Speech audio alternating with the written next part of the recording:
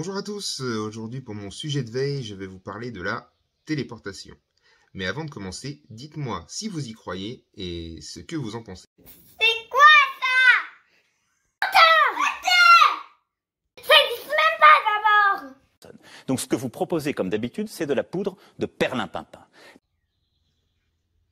Bon, merci pour tous ces encouragements. Je vous assure que les téléportations, ce ne sont pas des carabistouilles.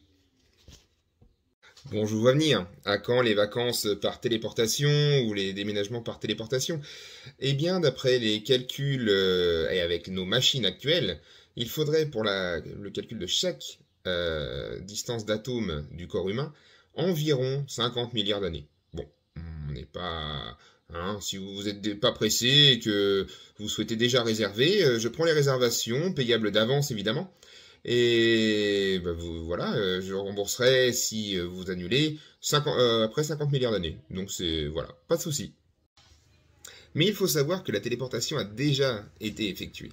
La première téléportation date de 1997, donc c'est pas d'hier. Et la première téléportation était la téléportation d'un photon de lumière. Donc un photon de lumière, c'est quoi? C'est l'équivalent d'un atome, mais de lumière. Et si vous savez pas à quoi ça ressemble à ça. Towards quantum computing.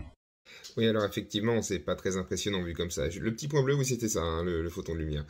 Donc, mais je suppose que vous vous demandez, du coup, pourquoi je vous parle de ça?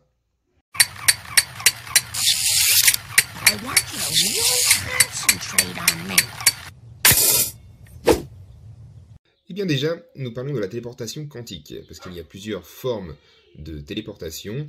Les autres sont plus en phase de test, même si il est fort possible que cela soit concluant.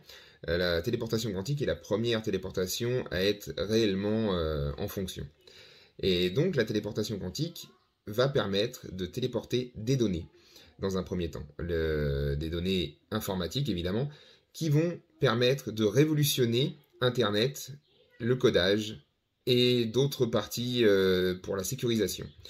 Et oui, on pourra donc téléporter les données à partir de fibres optiques dans un premier temps. Les versions complètement à distance sont en essai, mais bon, pour l'instant, il faut à peu près 3 récepteurs pour un émetteur parce que il fait un peu ce qu'il veut.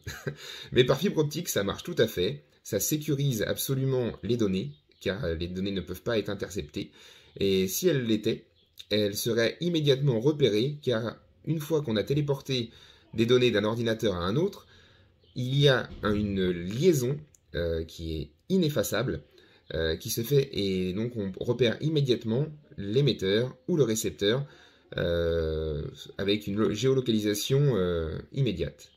En passant toute la planète au système de téléportation quantique pour les données, les concepteurs souhaitent évidemment éliminer toute forme de hackage, piratage, ou même, s'ils y arrivent, au Darknet, pour qu'il n'y ait absolument plus aucun problème sur le web.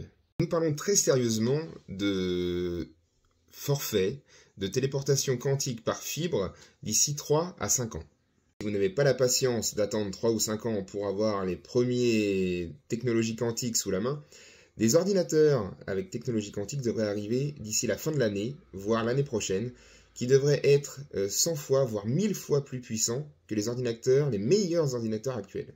Voilà, j'espère que ce sujet vous aura plu. N'hésitez pas à me poser des questions. Et bonne téléportation à tous, et à bientôt!